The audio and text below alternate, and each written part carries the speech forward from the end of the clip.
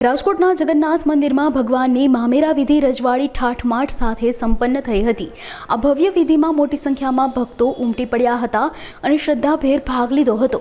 ભગવાનને સોનાના આભૂષણો અને અદ્ભુત વાઘા સાથે શણગારવામાં આવ્યા હતા, જે દર્શનાર્થીઓ માટે આકર્ષણનું કેન્દ્ર બન્યું હતું।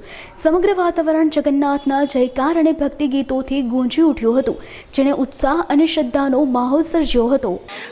નાના મોવા ખાતે આવેલું જગન્નાથ મંદિરના આ ભગવાન જગન્નાથના મામેરાનો અમારા પરિવારને જે લાભ મળ્યો છે એ બદલ જગન્નાથ મંદિર સમિતિનો ખૂબ ખૂબ આભાર માનું છું।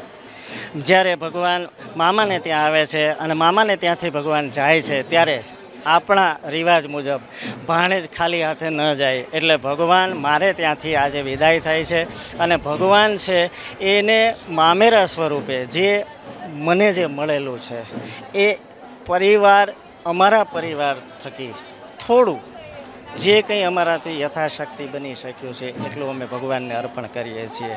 આ લાભ ઘણા વર્ષોના અમારા રાહ જોયા બાદ આ લાભ મળ્યો છે અમારા પરિવારને, અને આ પરિવાર અમારો પરિવાર છે એ રાજપૂત પરિવાર છે। ભગવાનને જેટલું બનતું હતું એટલું અમે અર્પણ કર્યું છે।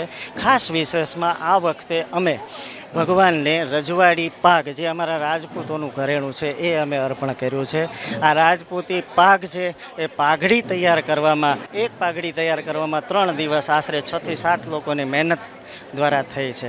એક પાઘડીની અંદર આશરે 25 મીટરથી પણ વધુ કાપડ વપરાયું છે, અને આ રજવાડી પાઘડી રાજકોટના નગરજનોને ભગવાન જ્યારે નગરચર્યામાં નીકળશે ત્યારે આ પાઘડીના પણ દર્શન થશે અને ભગવાન છે એ પૂરા રજવાડી ઠાઠમાઠની અંદર નીકળશે। અમારા પરિવાર વતી આ પ્રસંગે જે કશું મળ્યું છે એ ફૂલ નહીં તો ફૂલની પાંખ સ્વરૂપે અમે भगवान जगन्नाथ ने अर्पण કર્યો છે। जय जगन्नाथ। आज भगवान का मामेरा है और बहुत ही अच्छे धूमधाम से जो मामेरा के यजमान हैं जडेजा परिवार, हरदेव सिंह जडेजा परिवार, जो बहुत ही दिव्य तरीके से मामेरा की बहुत ही सुंदर तैयारी की है और भगवान का मामेरा सौभाग्य प्राप्त हुआ उनको भगवान की कृपा से।